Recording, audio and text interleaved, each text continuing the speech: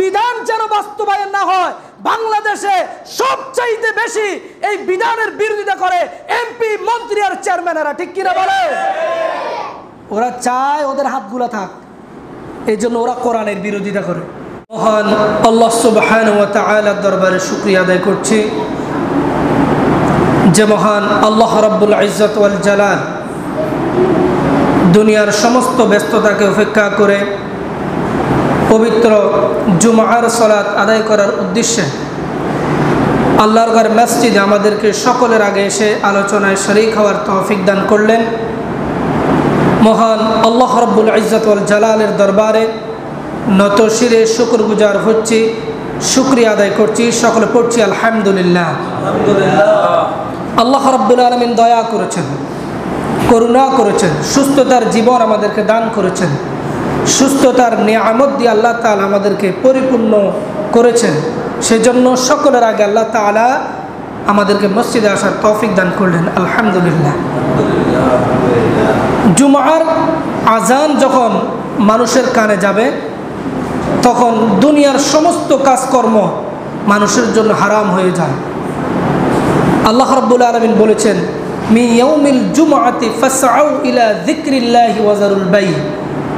যখন জুমার নামাজের আজানের আওয়াজ যখন মানুষের কানে যাবে, ফাসআউ ইলা যিকরিল্লাহ, তখন তোমরা আল্লাহর দিকে দৌড়াও, দুনিয়ার সব কাজ ফেলে রেখো।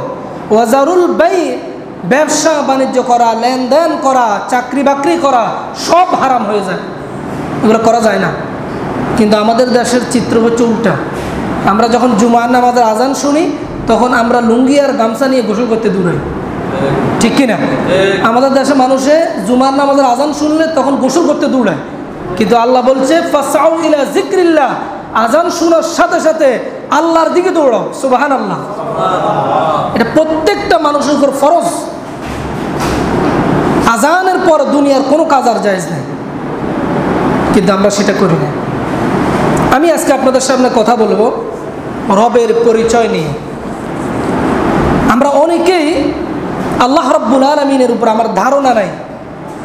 অনেক মানুষ এমন আছে যে মৃত্যুর পরে পুনরায় আবার আমাদেরকে জীবিত করা হবে, এই বিষয়ে হতেও পারে, নাও হতে পারে। হইলে তো হইল, না হইলে তো দুনিয়ার সুখ শান্তি, এগুলা নামাজ রোজা হজ জাকাত এগুলো করে আর লাভটা হইল কি? আর যদি হয় তাহলে 10 জনের যে অবস্থা হবে আমার একই অবস্থা হবে। এইরকম চিন্তাধারা করে অনেকেই নিজেরা ইসলামের ভিতরে পরিপূর্ণ দাখিল হতে পারে নাই, কারণ তাদের ইমানের ভিতরে এখনো সন্দেহ আছে। ইমানের ভিতরে কি আছে? সন্দেহ আছে। যদি তাদের ইমান পরিপূর্ণ থাকতো তাহলে দুনিয়ার কোনো অন্যায় কাজ করা কোনো ইমানদারের জন্য কি কোনোভাবে সম্ভব হতো না। রব কি জিনিস আমরা এটা জানি না। রব হচ্ছে যিনি আমাদেরকে প্রতিনিয়ত প্রতিপালন করেন। আরও সংক্ষেপে যদি বলি, আমাদের চাহিদা, আমাদের মনের চাহিদা, শরীরের চাহিদা, যত চাহিদা আছে সব চাহিদা চাওয়ার আগেই যিনি দিয়ে দেন তিনি হচ্ছে আল্লাহ। যিনি দিয়ে দেন তিনি কে? আল্লাহ। আমরা কি কোনোদিন আল্লাহর কাছে চাইছি যে আল্লাহ আমাকে অক্সিজেন দাও? চাইছেন কোনোদিন? কিন্তু মেডিকেলে যাওয়ার পর আমরা বুঝি যে 1 মিনিট, 1 ঘন্টা, 2 ঘন্টা অক্সিজেনের কত দাম। দুনিয়া থাকতে এটা কেউ অনুভব করতে পারে না।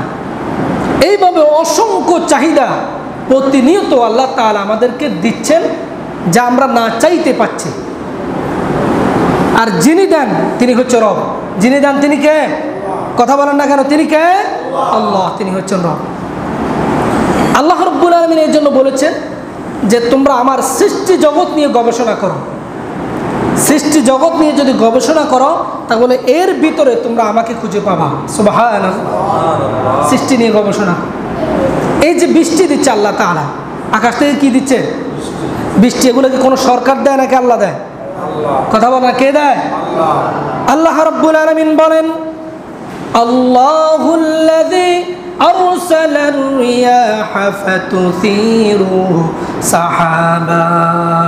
এই যে আমাদের সমুদ্র দেখা যায়, সমুদ্র থেকে আল্লাহ তাআলা ওয়ালাউ নাশাউ জাআলনাহু উজাজান ফালাউলা তাশকুরুন, এই সমুদ্র থেকে আল্লাহ তাআলা পানিগুলোকে জলীয় বাষ্প করে উপরে উঠান। উপরে উঠে কি করেন? আর সালার রিয়াহ ফাতুসিরু সাহাবা, এগুলোকে আল্লাহ তাআলা মেঘমালায় পরিণত করেন। আমরা দেখি যে আকাশের মধ্যে মেঘের খণ্ড ভাসতেছে, এগুলো কি এমনি এমনি হয়েছে না আল্লাহর কুদরত আছে? আল্লাহ রাব্বুল আলামিন বলেন, আকাশ থেকে যেই মেঘমালা তোমরা দেখতে পাও এটা এমনি এমনি হয় নাই। সমুদ্রের পানি হচ্ছে লবণাক্ত পানি। এই লবণাক্ত পানিকে আল্লাহ রাব্বুল আলামিন আকাশের মধ্যে উঠাইয়া তার কুদরতে রিসাইক্লিং করে পরিষ্কার করে তারপরে বৃষ্টি আকারে নাজিল করে আল্লাহ তাআলা এই জমিনকে সুশোভিত করে। সুবহানাল্লাহ। কোনোদিনও তো চিন্তা করেন না এই বৃষ্টি কিভাবে আসে। আল্লাহ রাব্বুল আলামিন বলেন, ফাসুকনাহু ইলা বালাদিন মাইতিন ফাআহইয়ানা বিহিল আরদা বা'দা মাউতিহা কাযালিকান নুশুর। আল্লাহ রাব্বুল আলামিন বলেন, এই বৃষ্টিকে মেঘমালাকে আমি আল্লাহ ছোট্ট ছোট্ট বৃষ্টির ফোঁটায় রূপ দিয়ে তারপরে এই এলাকার কোন জায়গায় শুকনা রয়েছে আমার কুদরত তালাশ করে করে পুরা এলাকাটাকে ভিজিয়ে মৃত জমিনটাকে আমি আল্লাহ জীবিত করে দেই। সুবহানাল্লাহ। বৃষ্টি না থাকলে এই জমিন ফেটে চৌচির হয়ে যায়, পানির জন্য মানুষ হাহাকার করে। আল্লাহ রাব্বুল আলামিন বলেন, যদি সমুদ্রের তলদেশের সমস্ত পানি আমি আল্লাহ যদি শুকিয়ে দেই, খাল বিল নদ নদীর সমস্ত পানি যদি আমি আল্লাহ শুকাইয়া দেই, তাহলে আমি আল্লাহ ছাড়া এই জমিনে নতুন করে আবার পানি দিতে পারে কে? কেউ আছে? সরকার দিতে পারবে? রাজা বাদশা দিতে পারবে? দেয় কে? আরো জোরে কর না, কে দেয়? আল্লাহর নাম নিতে কি কষ্ট হয়? একটু কথা বলে না, এসি চলতেছে, ঠান্ডা আছে তো, পরিবেশ তো ঠান্ডা আছে। তাহলে আল্লাহ তাআলা এই বৃষ্টিটাকে যে নাজিল করতেছেন, এটাকে যদি কলসির কান্দির মতো এইভাবে যদি বেশি করে করে ঢালতো, তাহলে এই জমিনে কি আমরা বসবাস করতে পারতাম? ছোট্ট ছোট্ট বিন্দু বিন্দু করে আল্লাহ তাআলা এই বৃষ্টি নাজিল করতেছে। সুবহানাল্লাহ। আল্লাহ তাআলা বলেন, এগুলো নিয়ে তোমরা গবেষণা করো। গবেষণা করলেই তোমরা বুঝতে পারবা যে আমি আল্লাহ তোমাদেরকে কত নেয়ামত আর কত রিজিক দান করি। তারপরে দেখেন, তারপরে আমাদেরকে আল্লাহ তাআলা কি দিচ্ছেন? পাখিগুলোর দিকে তাকাও। আকাশের মধ্যে পাখি উড়ে না? আল্লাহ রাব্বুল আলামিন এই পাখির ব্যাপারে বলেন, আওয়ালাম ইয়ারাউ ইলাত তায়রি ফাওকাহুম সাফাতিন ওয়া ইয়াকফিদনা মা ইউমসিকুহুন্না ইল্লার রহমান। বলো দেখি সবে, যদি এই আকাশের মধ্যে যে পাখিগুলো তোমরা দেখতে পাও, তোমরা এই পাখিগুলার দিকে লক্ষ্য করো। পাখিগুলা দুইটা ডানাকে জাপটাইয়া জাপটাইয়া আকাশের মধ্যে এইভাবে উড়ে, আবার হঠাৎ করে ডানা না জাপটাইয়া ডানাগুলাকে সোজা করে করে উড়ে। আবার লক্ষ্য করে দেখবা এই ডানাগুলাকে নিজের শরীরের সাথে মিশাইয়া সা করে উড়ে চলে যায়, কিন্তু পড়ে যায় না। আল্লাহ তাআলা বলেন, এইখানে কার কুদরত কাজ করে? সুবহানাল্লাহ। এখানে আল্লাহর কুদরত কাজ করে। আল্লাহ এগুলো কি দেখো না? ইলা তায়রি ফাওকাহুম সাফাত, ডানাগুলোকে এইভাবে দিয়া সা করে উড়ে চলে যায়, কিন্তু পড়ে না। সুবহানাল্লাহ। আল্লাহ তাআলা বলেন, এগুলো কি তোমরা দেখো না? এই যে শীতের মৌসুমে সাইবেরিয়া থেকে পাখিগুলো, অতিথি পাখিগুলো উড়ে উড়ে আমাদের দেশের সিলেট অঞ্চলের হাওরে এসে নামে। হাওরে এসে এগুলো নামে, সেখানে ওরা থাকে রিজিকের সন্ধানে। মাইলকে মাইল, হাজার হাজার মাইল নদ নদী পাড়ি দিয়া আমাদের সিলেটে আসে এগুলো নামে। কিন্তু আমাদের মানুষেরা, আমাদের দেশের মানুষেরা এই অতিথি পাখিগুলোকে ধরে জন্মের মতো জবা করে করে খায়। ঠিক কিনা? এগুলো হচ্ছে মেহমান, খাবেন ঠিক আছে, কিন্তু আল্লাহ তাআলা যেটা হালাল করছে এটা খাবেন, কিন্তু এগুলো হচ্ছে আমাদের মেহমান। এই পাখিগুলোকে এইভাবে নষ্ট করে প্রাকৃতিক ভারসাম্য, মানুষেরা প্রাকৃতিক বৈচিত্র্য এগুলোকে ধ্বংস করে দিচ্ছে। এই জন্য আজকে বৃষ্টি হচ্ছে না, গাছপালা নষ্ট করতেছে। আর মানুষে তো এই প্রাকৃতিক ভারসাম্য প্রতিনিয়ত ধ্বংস করতেছে। স্মোকিং করতেছে, সিগারেট খাচ্ছে, সিগারেট পান করতেছে। এটার কারণে মানুষের এই প্রাকৃতিক ভারসাম্য চেঞ্জ করে দিচ্ছে, নষ্ট হয়ে যাচ্ছে। তাম পৃথিবীর সমস্ত ডাক্তার, সমস্ত চিকিৎসা বিজ্ঞানী সবাই এই কথা বলতে বাধ্য, সিগারেটের ভিতরে কি মানুষের জন্য 1 পয়সার কোনো কল্যাণ আছে? 1 পয়সারও কোনো কল্যাণ নেই। এবং সিগারেটের ভিতরে নিকোটিন নামক এক প্রকারের বিষ থাকে। এই বিষগুলোর কারণে আপনার হার্টের মধ্যে, সিগারেট প্রতিটা টানের সাথে সাথে হার্টের মধ্যে অ্যাটাক করতেছে। আপনি আপনার ছোট্ট বাচ্চাকে কোলে নিয়ে চুমা দিচ্ছেন, আদর করতেছেন, কিন্তু আপনার চুমা দেওয়ার কারণে ওই সিগারেটের গন্ধটা ছোট্ট বাচ্চার হার্টটাকে দুর্বল করে দিচ্ছে, নষ্ট করে দিচ্ছে। আপনি আপনার ছেলেকে আদর করছেন না, আপনি আপনার ছেলের জীবনটাকে ধ্বংস করে দিচ্ছেন। এইভাবে মানুষের স্মোকিং করতেছে, প্রাকৃতিক ভারসাম্য নষ্ট করে দিচ্ছে। তারপরে দেখেন, এগুলো পাখির কথা। তারপরে মৌমাছির দিকে তাকান। ছোট্ট ছোট্ট মৌমাছি আছে না? আমরা মধু খাই কি খাই না? মধু পান করি না? এই মৌমাছির দিকে কোনোদিন তাকাইছেন? আল্লাহ তাআলা এটাকে কিভাবে সৃষ্টি করছে? আল্লাহ রাব্বুল আলামিন কোরআন কারীমের মধ্যে বলেন, وأوحى ربك إلى النحل أن اتخذي من الجبال بيوتا ومن الشجر ومما يعرشون وأوحى ربك আল্লাহ তাআলা মৌমাছির উপরে ওহী করছেন। সুবহানাল্লাহ। মৌমাছির উপরে আল্লাহ তাআলা ওহী করে মৌমাছিকে বলে দিলেন, কি বলে দিলেন? ইলান নাহলি আনিত্তাখিজি মিনাল জিবালি বুয়ুতা ওয়া মিনাশ শাজারি ওয়া মিম্মা ইয়ারিশুন। তোমরা 3 জায়গায় বাসা বাঁধো। একটা হচ্ছে পাহাড়ের চূড়ায়, গাছের মধ্যে, আর 3 নম্বর হচ্ছে বিল্ডিংয়ের কার্নিশের মধ্যে। এই 3 জায়গায় মৌমাছি বাসা বাঁধায়।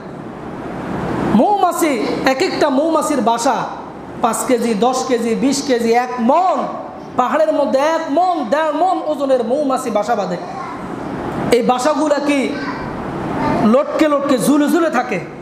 কি সুপারগুলো দিয়া এত মন ওজনের এই মৌমাছি বাসাটা এখানে আটকাইলো? ওর কাছে কি সুপারগুলো আছে? সুবহানাল্লাহ বলেন। আর মৌমাছির প্রতিটা চেম্বার, প্রতিটা বাসা, প্রত্যেকটা কোণ 6 কোণ বিশিষ্ট। প্রত্যেকটা চেম্বার কয় কোণ বিশিষ্ট? 6 কোণ। 6 কোণ বিশিষ্ট চেম্বার তৈরি করলো। যত হাজার হাজার চেম্বার তৈরি করলো, একটা বড় একটা ছোট, এমন হয় নাকি সবগুলো সমান? ওর কাছে কি জ্যামিতি বক্স আছে? স্কেল আছে? মেশিন টোল আছে? কিচ্ছু নাই। আল্লাহ তাআলা তার কুদরতে এই মৌমাছির বাসাটা বানাইয়া এটার মধ্যে মধু দিয়ে মানুষদেরকে নিয়ামত দান করলেন। সুবহানাল্লাহ। আল্লাহ রাব্বুল আলামিন বলেন, সুম্মা কুলি মিন কুল্লি সামারাতি ফাসলুকি সুবুলা রাব্বিকা যুলুলা। আল্লাহ তাআলা বলেন, মৌমাছি মধু আহরণ করার জন্য আল্লাহর কুদরতে নির্দিষ্ট জায়গায় যায়, আবার আল্লাহর দেখানো পথে ফিরে আসে। এই জন্য বিজ্ঞানীরা গবেষণা করে দেখছেন, এক একটা মৌমাছি 5 কিলোমিটার দূরে গিয়া সেখান থেকে মধু নিয়ে তার বাসায় ফেরত আসতে পারে, এতে সে রাস্তা ভুলে যায় না। সুবহানাল্লাহ। কয় কিলোমিটার?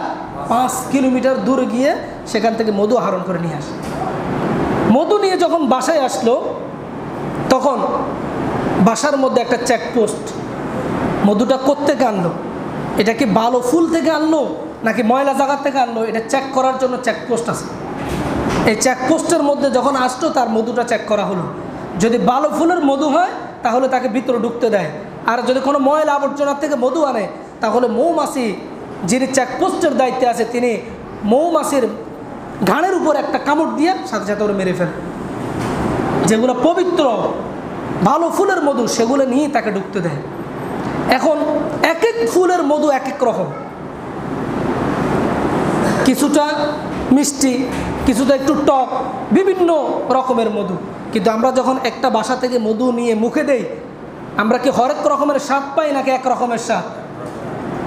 এই মৌমাছি মধুটা নিয়ে মুখের মধ্যে নিয়ে রাসূল সাল্লাল্লাহু আলাইহি সাল্লামের উপরে একবার দুরূদ পড়ে, দুরূদ পড়ার সাথে সাথে তার মুখের মধুটা আল্লাহ তাআলা মিষ্টি করে দেয়। সুবহানাল্লাহ। এই মিষ্টি মধু খাইয়া আমরা এগুলো পান করে প্রতিনিয়ত খাচ্ছি, একবারও আমরা আলহামদুলিল্লাহ বলি? কি সুন্দর করে আল্লাহ তাআলা আমাদেরকে মধু খাওয়াচ্ছে। আল্লাহ তাআলা বলেন, শিফা উল্লিন্নাস, এই মধু হচ্ছে মানুষের জন্য রোগের প্রতিষেধক। সুবহানাল্লাহ। এটা হচ্ছে আল্লাহর ওষুধ, আল্লাহর মেডিসিন। আরেকটা মেডিসিন হচ্ছে রসুলের মেডিসিন, সেটা হচ্ছে ব্ল্যাক শিপ, কালো জিরা। কি জিরা? কালো জিরা আছে না, কালো জিরা। রাসূল সাল্লাল্লাহু আলাইহি সাল্লাম বলেছেন দাওয়াউল লিকুল্লি দা ইল্লা সাম, এই কালো জিরা প্রত্যেক রোগের প্রতিষেধক, মৃত্যু ছাড়া। সুবহানাল্লাহ। সব রোগের মেডিসিন কিসের মধ্যে আছে? কালো জিরার মধ্যে আছে।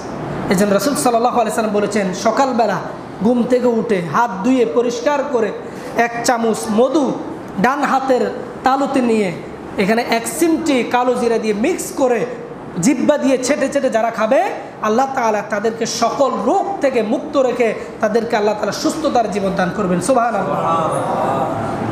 এই মেডিসিনগুলো আমরা খাচ্ছি না। তাহলে এই মৌমাছির কথা বললাম।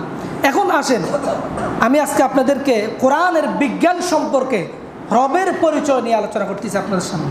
বুঝতেছেন আমার কথা? বোঝা যায়? আচ্ছা। তারপর আল্লাহ তাআলা বলেন যে এবার উটের দিকে তাকাও। উট আছে না, উট? এখন তো কোরবানি করার জন্য উট আসে কি আমাদের দেশে আসে না? আল্লাহ তাআলা বলছেন এবার উটের দিকে তাকাও। আফালা ইয়ানজুরুনা ইলাল ইবিলি কাইফা খুলিকাত, তারা কি উটের দিকে তাকাবে না আমি উট কিভাবে সৃষ্টি করলাম? ও দুনিয়ার মানুষ, তোমরা কি উটের দিকে তাকাবা না আমি উট কিভাবে সৃষ্টি করলাম? এখন এত পশু পাখি থাকতে আল্লাহ উটের কথা কেন বলছে? এটা গবেষণার দরকার আছে না নাই? এই পৃথিবীতে যত প্রাণী আছে, যত মানুষ আছে, আমরা যতটুকু পানি পান করি ততটুকু আমরা আবার প্রস্রাব করে বের করে দিই। যত প্রাণী আছে যত অক্সিজেন নেয় আবার যতটুকু নেয় ততটুকু ছেড়ে দেয়। একমাত্র প্রাণী উট যতটুকু পানি পান করে সবটা সে নষ্ট করে দেয় না, প্রস্রাব করে ফেলে দেয় না, কিছু পানি তার পেটের মধ্যে জমা রাখে। যতটুকু অক্সিজেন নেয় সব অক্সিজেন ছেড়ে দেয় না, কিছু সে তার পেটের মধ্যে জমা করে রেখে দেয়।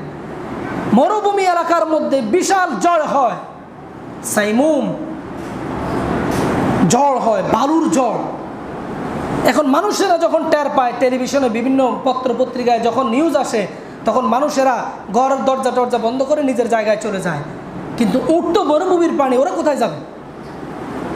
আল্লাহ রাব্বুল আলামিন উটের ব্রেনের মধ্যে আল্লাহ তাআলা এমন জ্ঞান দান করলেন, যখন উট বুঝতে পারে মরুভূমির মধ্যে ঝড় হবে, তখন উট তার সামনের দুইটা পাও দিয়া বালুগুলাকে উঠাইয়া গর্দান পর্যন্ত বালুর ভিতরে ঢুকাই দিয়ে এভাবে 7-8 দিন পড়ে থাকে।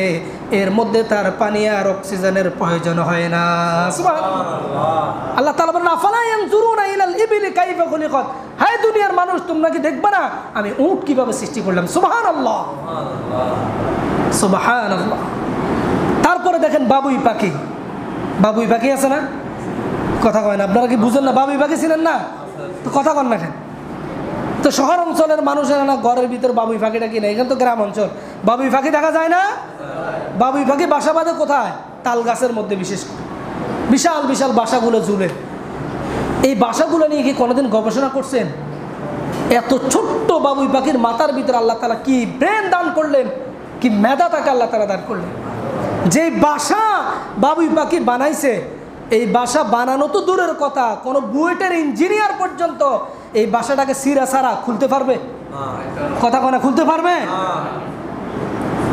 ইঞ্জিনিয়াররা পর্যন্ত খুলতে পারবে না, এমন ব্রেন দিয়ে আল্লাহ তাআলা বাবুই পাখি সৃষ্টি করে। ওই বাবুই পাখি যে বাসা বানাইলো, এটা যে ঝুলে থাকে, এই বাসার ভিতরে 2টা রুম, একটা হচ্ছে বেডরুম আর একটা হচ্ছে গেস্ট রুম, আর একটা নিচে লম্বা করে লাঠির মধ্যে বাঁধে, এটা হচ্ছে ওয়েটিং রুম। কয়টা হইল? 3টা। উড়ে এসে প্রথমে এখানে বসে তারপরে ওরা ভিতরের রুমে ঢুকে কিছু কথাবার্তা বলে। উপরে একদম উপরে হচ্ছে বেডরুম, যেটাতে ওরা রাত্রে ঘুমায় থাকে। এখন বেডরুমটা হচ্ছে অন্ধকার, স্বামী স্ত্রী এখানে কিভাবে থাকবে? অন্ধকারে কি থাকা যায়? লাইটের প্রয়োজন আছে না? কথা কয় না, লাইটের প্রয়োজন আছে না? এখন লাইট কোত্থেকে আনবে? আল্লাহ রাব্বুল আলামিন বাবুই পাখির মাথার ভিতরে এমন ব্রেন দান করলেন, এমন মেধা দিলেন, বাবুই পাখি পুকুরের পাড় থেকে কিছু কাদা মাটি নিয়ে ওই উপরে বাসার সাথে এই কাদা মাটিগুলোকে ফিট করে, জোনাকি পোকা আছে না ছোট ছোট, এই জোনাকি পোকা 2টা ধরে আনে, সামনের অংশ মুখ দিয়ে কেটে ফেলে, পিছনে যে অংশটা লাইট জ্বলে ওই লাইটটা নিয়ে কাদা মাটির ভিতরে ঢুকাইয়ে দেয়, অটোমেটিক সেখানে 0 পয়েন্টের বাল্ব হয়ে যায়। সুবহানাল্লাহ। সেখানে তারা স্বামী স্ত্রী বসবাস করে। আওয়ালাম ইয়ারাউ ইলা তায়রি ফাওকাহুম সাফাত ওয়া ইয়াকফিদনা মা ইউমসিকুহুন্না ইল্লার রহমান। তোমরা কি দেখবা না আমি রহমান পাখির মাথার ভিতর কি ব্রেন দান করলাম। সুবহানাল্লাহ। এইভাবে আল্লাহ তাআলা এগুলোকে সৃষ্টি করে প্রাকৃতিক ভারসাম্য আমাদের জন্য কি সুন্দর করে সাজিয়ে দিলেন। আর আমরা জন্মের মতো গাছ কাটতেছি, প্রাকৃতিক ভারসাম্য নষ্ট করে দিচ্ছি। রাসূল সাল্লাল্লাহু আলাইহি সাল্লাম বলেছেন, তোমার হাতের মধ্যে যদি একটা গাছ থাকে আর যদি তুমি জানো নিশ্চিত এখন তোমার মৃত্যু হবে, যদি 1 মিনিটও সময় পাও আগে গাছটা লাগাও, তারপরে মরো। সুবহানাল্লাহ। ইসলাম কি সুন্দর বিধান দিয়েছেন। আর আমরা মানুষেরা এগুলো পড়িও না, বুঝিও না, গবেষণাও করি না।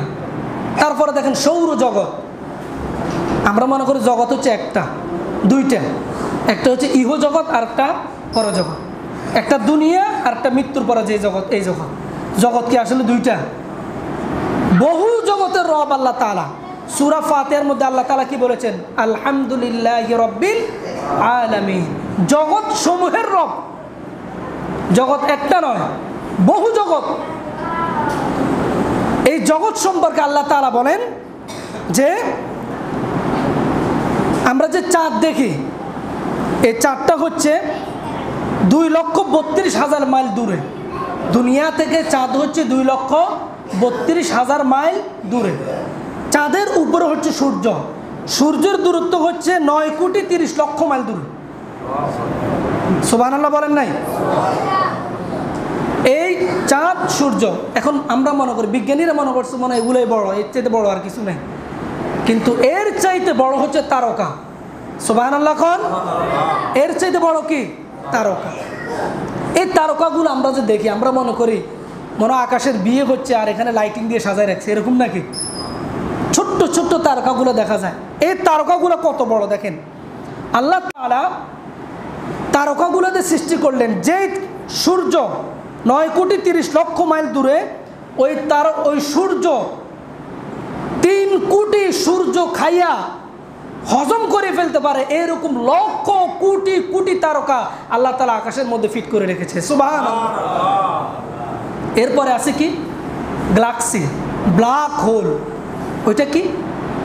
ওইটা হচ্ছে যেই তারকা 3 কোটি সূর্য খাইতে পারে, ওই তারকাগুলো ঘুরতে ঘুরতে যখন ব্ল্যাক হোলের রেঞ্জের মধ্যে এসে যায়, তখন ওই ব্ল্যাক হোল একটা তারকা, আমরা একটা চকলেট চুষে খেতে যত সময় লাগে এর চাইতে দ্রুত সময়ে তারকাগুলো খেয়ে হজম করে ফেলে। আল্লাহ তাআলা বলেন, আফালা ইয়ানজুরুনা ইলাল ফালয়ানজুরিল ইনসানু ফালা উকসিমু বিমাওয়াকিইন নুজুম। তারা কি জানে না ওই পতিত সময়ের কসম যেখানে তারকারাজি নিপতিত হয়, তারকারাজি হারিয়ে যায়, যেখানে তারকারাজি হারিয়ে যায় সেটার নাম হচ্ছে ব্ল্যাক হোল। সেটার নাম কি? Black hole. এতটুকু পর্যন্ত বিজ্ঞানীরা যাইতে পারছে। এর উপর যে আরও কত জগৎ আছে, আরও কত মহাজগৎ আছে, এগুলো আজ পর্যন্ত বিজ্ঞানীরা গবেষণা করে বের করতে পারে নাই। এই জন্য আল্লাহ তাআলা বলেছেন আলহামদুলিল্লাহি রাব্বিল আলামিন। জগৎসমূহের রবকে? আরো জোরে বলেন, জগৎসমূহের রবকে? মানুষের এটা বুঝে না। যদি কোরআন পড়তো, কোরআন বুঝতো, কোরআন নিয়ে স্টাডি করতো, তাহলে মানুষেরা বুঝতো যে আল্লাহ তাআলা কোরআনের ভিতর কি নিয়ামত আমাদেরকে দান করেছেন। আজকে ছেলেরা, যুবকেরা কোরআন পড়ে না। এই পৃথিবীতে ইসলামের জন্য সবচাইতে বেশি পরিশ্রম করেছে, কষ্ট করেছে যুবকেরা। কারা বলেন? কথা কন না, কারা? যুবকেরা। যুবকদের ব্যাপারে রাসূল সাল্লাল্লাহু আলাইহি সাল্লাম বলেছেন, যুবকরা হচ্ছে আমি রাসূলের চলমান উপদেশ। ইসলাম আল্লাহ তাআলা উসিকুম বিশ-শাবাবি খায়রা, রাসূল সাল্লাল্লাহু আলাইহি সাল্লাম বলেছেন, ও বুড়োরা, মুরব্বীরা, তোমরা যুবকদের ব্যাপারে সহৃদয় হও, যুবকদেরকে তোমরা বুঝাও, যুবকদেরকে ইসলামের দিকে আকৃষ্ট করো।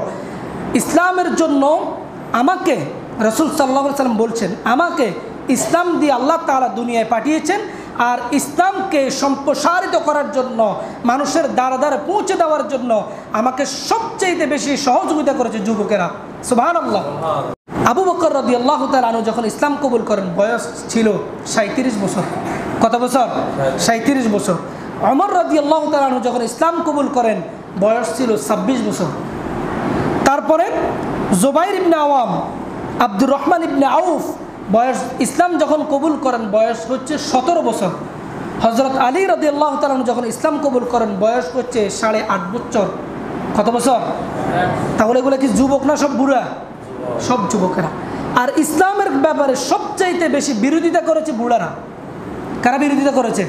আবু জাহেল, উতবা, শাইবা, মুগীরা, সবগুলো হচ্ছে বুড়ার গোষ্ঠী। এগুলো ইসলাম মানেই না, ইসলাম বুঝেই না। আর ইসলামের জন্য সবচাইতে সহযোগিতা করেছে যুবকেরা। রাসূল সাল্লাল্লাহু আলাইহি সাল্লাম সবচাইতে বেশি যুবকদেরকে ভালোবাসতেন। মদিনার সবচাইতে সুপুরুষ যুবক হযরতে জারির রাদিয়াল্লাহু তাআলা। কি নাম? জারির। আপনারা নাম রেখে দিবেন, বাচ্চাদের নাম রাখবেন জারির। বাচ্চাদের নাম রাখে কি আকাশ, বাতাস, সাগর, আছে না? মেয়েদের নাম রাখে অক্সিজেন বেগম। এটা কোনো নাম হইল? নাম রাখে কি বেগম? অক্সিজেন বেগম। এগুলা না, সুন্দর নাম রাখবেন জারির। কি সুন্দর নাম। রাসূল সাল্লাল্লাহু আলাইহি সাল্লাম মজলিসে খুতবা দিচ্ছেন, কথা বলতেছেন।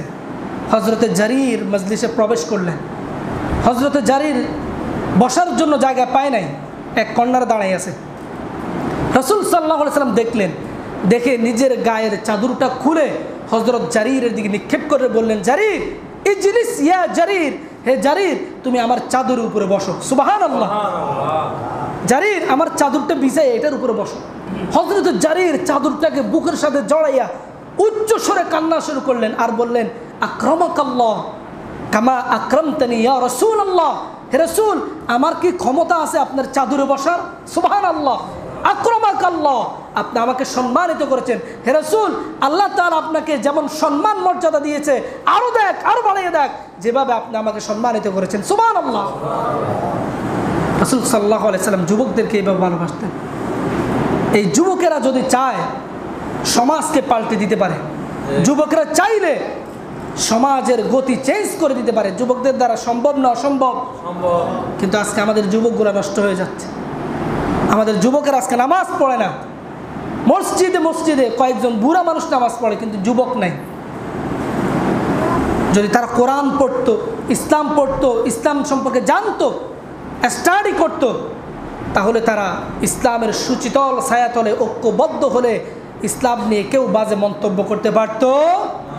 কোন নাস্তিক মুরতাদকে ইসলাম নিয়ে বাজে কথা বলতে পারতো? কিন্তু আজকে যুবকরা নাই, কোরআন বুঝে না। কোরআনে আল্লাহ তাআলা যত আইন, যত বিধান দিয়েছেন সমস্ত বিধান হচ্ছে মানবতার জন্য, মানবতার মুক্তির জন্য, মানুষের কল্যাণের জন্য। সূরা নূরের মধ্যে আল্লাহ তাআলা বলেন, আয-যানিয়াতু ওয়াজ-যানি ফাজলিদু কুল্লা ওয়াহিদিন মিনহুমা মিয়াতা জালদা। জেনাকারী আর জেনাকারিনী, ফাজলিদু কুল্লা ওয়াহিদিন মিনহুমা মিয়াতা জালদা, তাদেরকে কোরআনের আইন হচ্ছে তাদেরকে 100 বেত্রাঘাত করো। কত বেত? কথা কয় না। কত বেত? 100 বেত। যদি তারা কি হয়? অবিবাহিত হয়। অবিবাহিত হয়। আর যদি বিবাহিত হয় তাহলে কোমর পর্যন্ত গাড়াইয়া চতুর্দিক থেকে পাথর মেরে তাদেরকে উড়িয়ে দাও। এই বিধান কার? আরো জোরে বলেন, এই বিধান কার? এটা কি সহজ বিধান না কঠিন বিধান? অনেক কঠিন বিধান। কিন্তু এই কঠিন বিধানের মধ্যেই মানবতার কল্যাণ আছে। মানবতার কি আছে? কল্যাণ আছে। কিভাবে?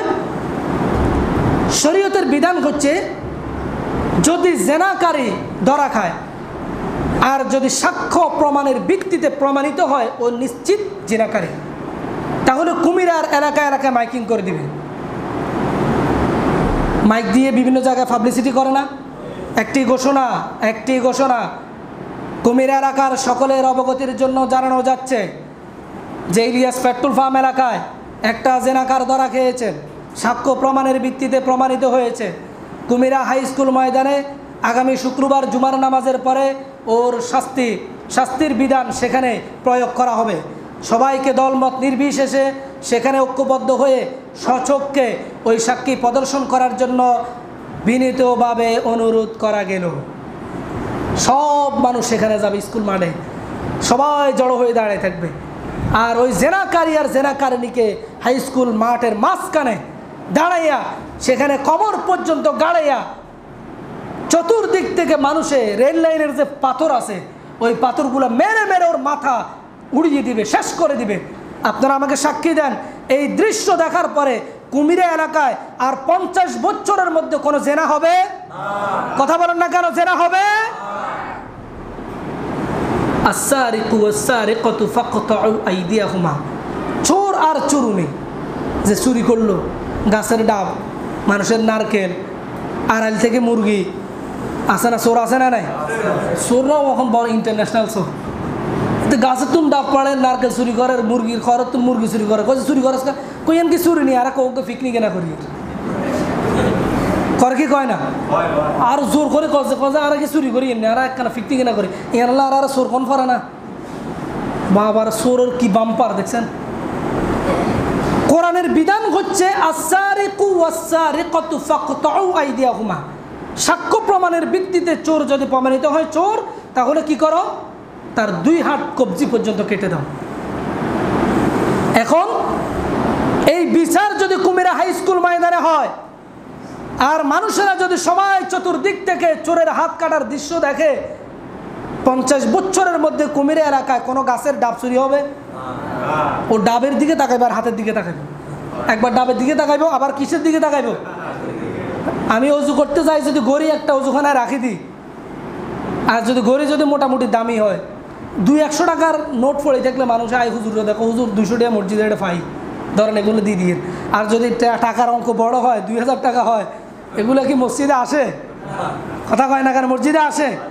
200 টাকা 300 টাকা হলে ঠিক চলে গিয়ে, কিন্তু 2000 টাকা কোনোদিনও মসজিদে আসে না, কেউ দেয় না, এগুলো হজম করে ফেলে।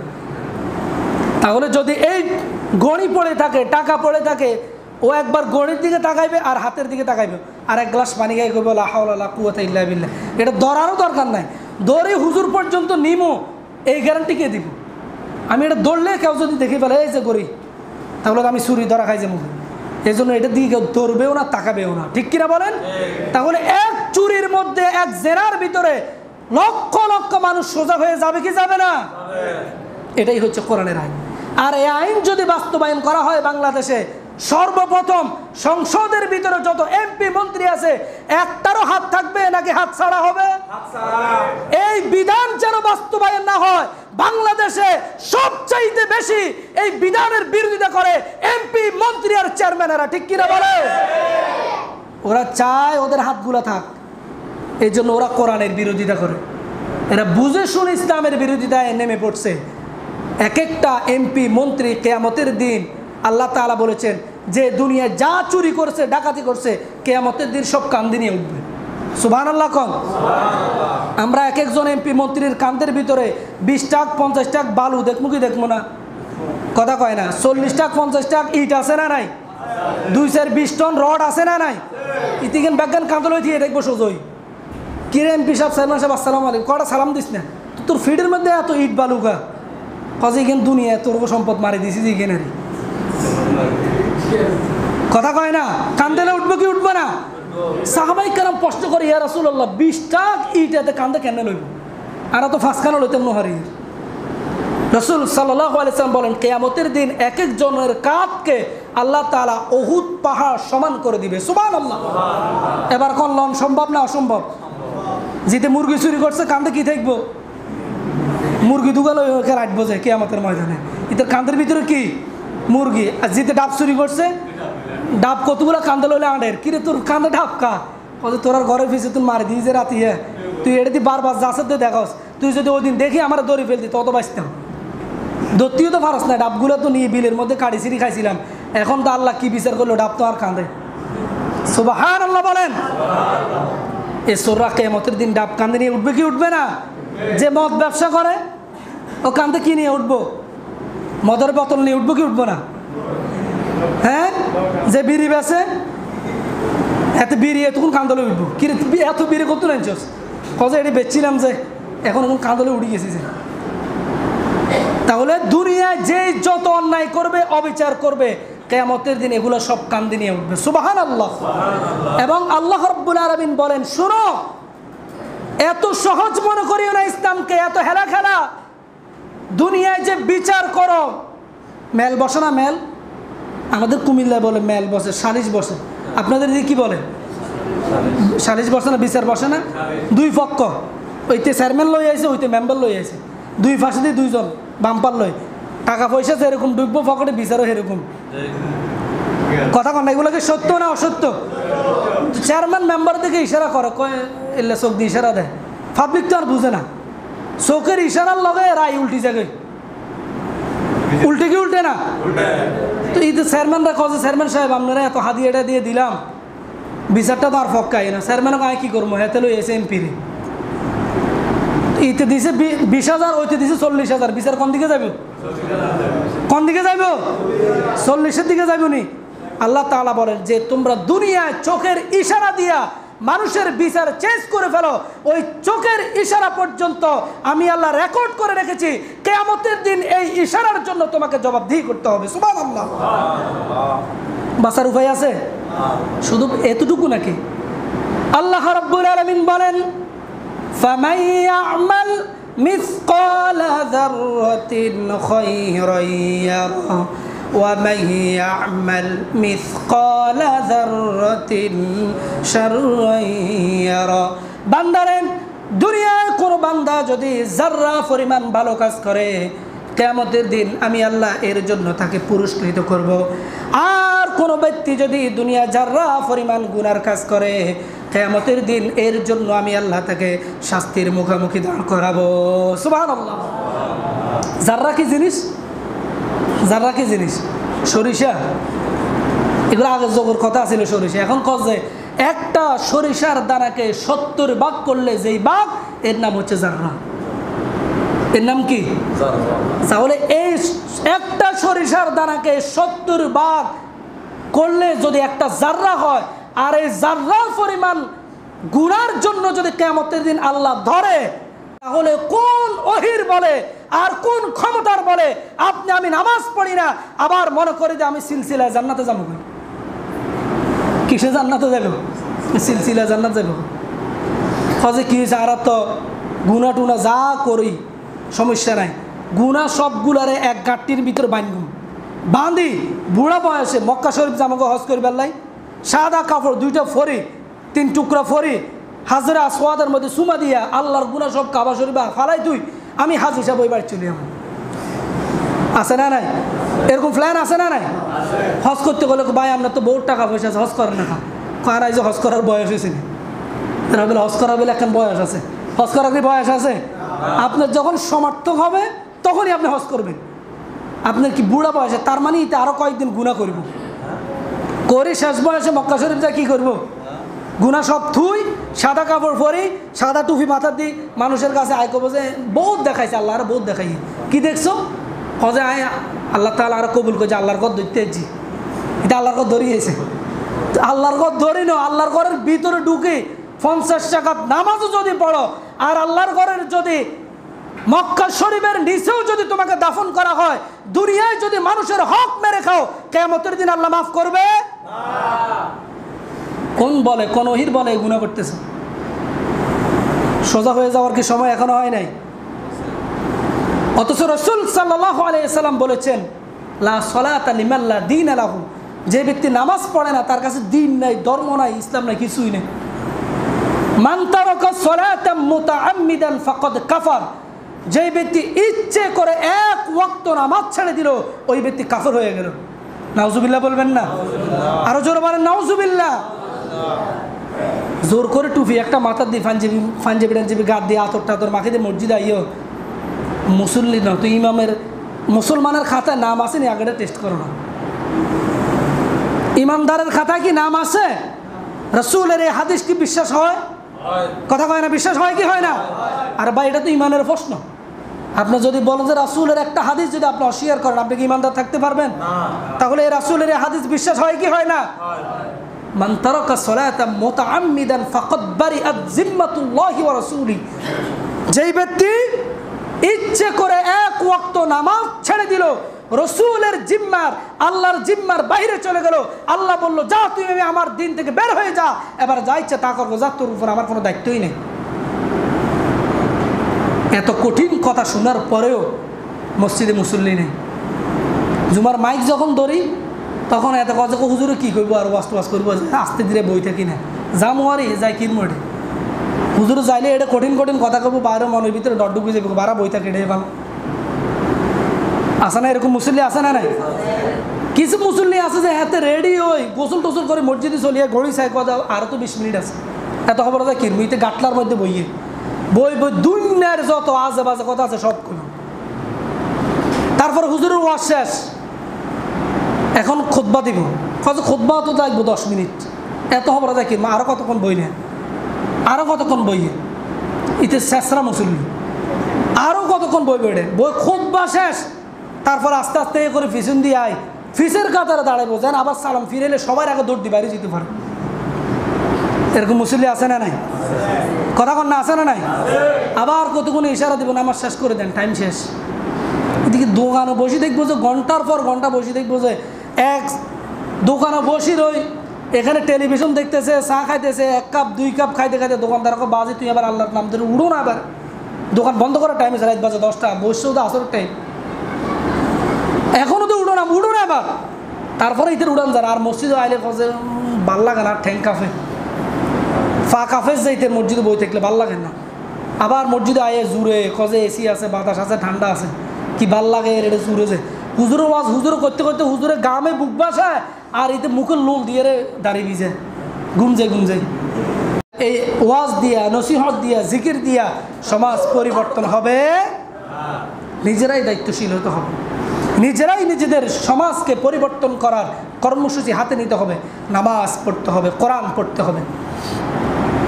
কোরআনের প্রত্যেকটা আয়াতের প্রতি আমাদের সবার বিশ্বাস আছে না নাই?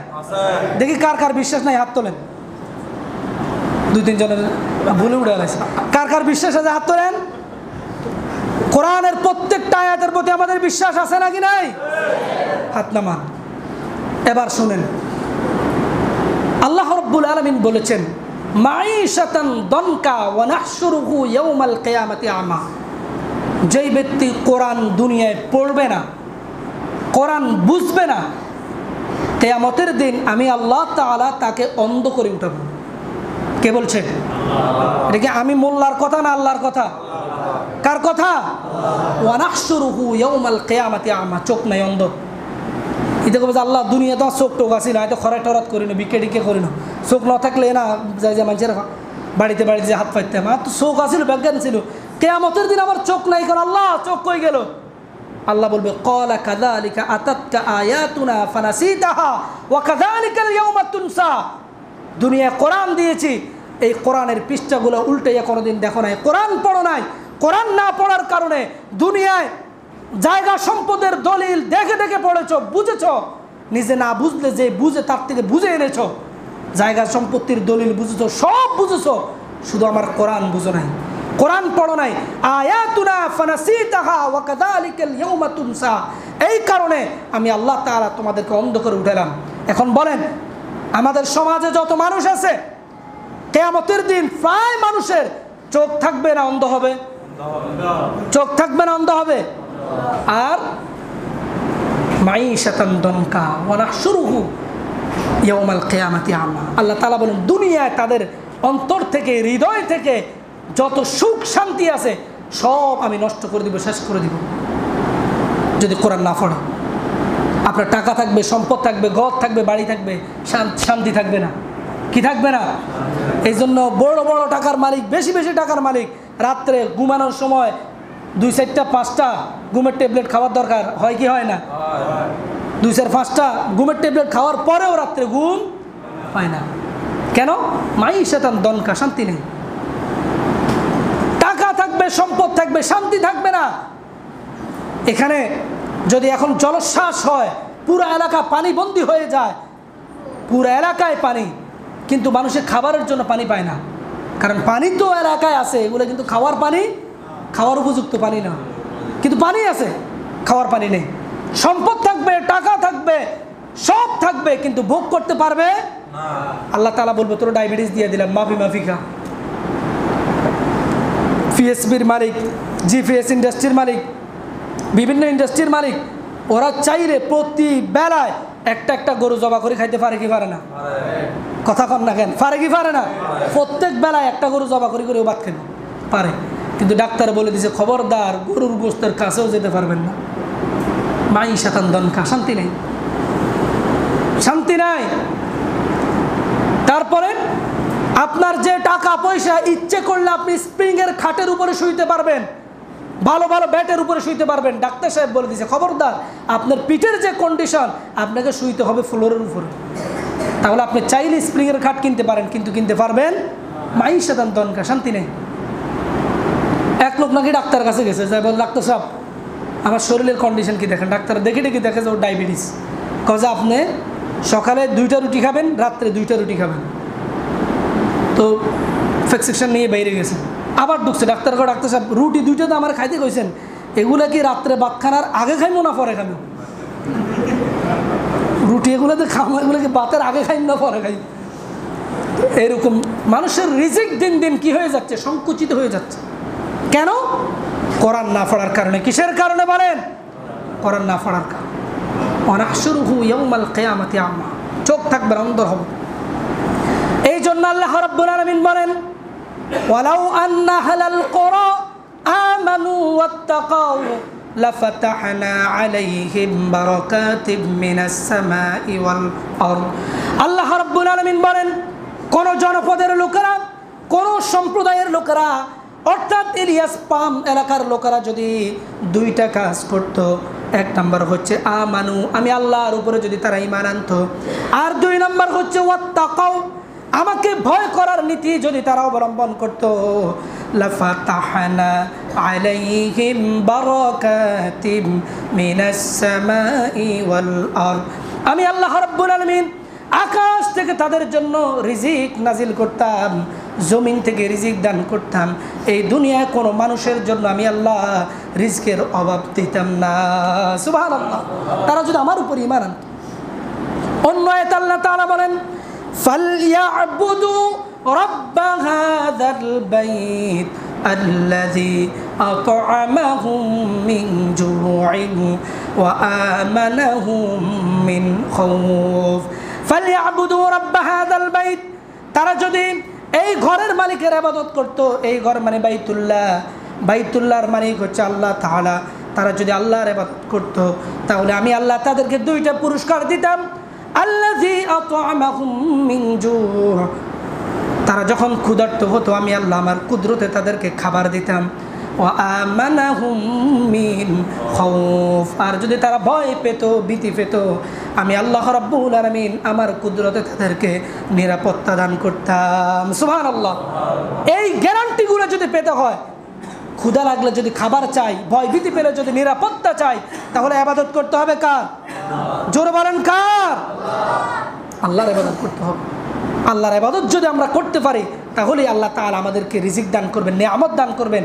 আজকে আমরা 70 টাকা 80 টাকার দর যে পেঁয়াজের কেজি কিনে খেতে হচ্ছে, চাউল কিনে খেতে হচ্ছে, 500 দৈনিক 500 টাকা যার ইনকাম, ওই ব্যক্তি ফ্যামিলি নিয়ে বেঁচে থাকতে হিমশিম খাচ্ছে। ঠিক কিনা বলেন? সিন্ডিকেটের ব্যবসা পুরা জাতিকে ধ্বংস করে দিচ্ছে। এই বাংলাদেশে সিন্ডিকেট সরকারের সাথে লিয়াজু করে করে জনগণকে যে কষ্ট দিচ্ছে, এর জন্য সরকার কিয়ামতের দিন আল্লাহর দরবারে জবাবদিহি করতে হবে কি হবে না? সিন্ডিকেটের ব্যবসা করে আজকে সাধারণ মানুষ কষ্টে জীবন যাপন করছে। তারা 10,000 20,000 টাকার স্যালারি দিয়া সংসার চালাতে পারছে না, হিমশিম খেয়ে যাচ্ছে। এই রিজিক যদি আমরা পেতে চাই, ইবাদত করতে হবে কার? আল্লাহর ইবাদত করতে হবে। আল্লাহর ইবাদত যদি আমরা করি, তাহলে আল্লাহ তাআলা আমাদেরকে রিজিক দ্বারা, খাদ্য দ্বারা, শস্য দ্বারা আল্লাহ তাআলা আমাদের এই অভাবগুলো পূরণ করে দিবে। আমরা প্রত্যেকেই 5 ওয়াক্ত নামাজ পড়বো তো ইনশাআল্লাহ? সবাই বলেন ইনশাআল্লাহ পড়বো তো? যেখানে থাকি, যেই অবস্থায় থাকি, আজান দিলে নামাজ পড়ার দরকার আছে না নাই? সবাই নামাজ পড়বো ইনশাআল্লাহ। আল্লাহ তাআলা যেন আমাদেরকে তৌফিক দান করে, আল্লাহ তাআলা যেন আমাদের জীবনের গুনাহগুলো মাফ করে দেয়, আল্লাহ তাআলা যেন আমাদের প্রত্যেককে আল্লাহ তাআলার একনিষ্ঠ মুখলিস বান্দা হওয়ার তৌফিক দান করে। সকলে বলুন আমিন। ওয়া আখিরু দাওয়ানা আনিল হামদুলিল্লাহি রাব্বিল আলামিন। আসসালামু আলাইকুম ওয়া রাহমাতুল্লাহি ওয়া বারাকাতুহু।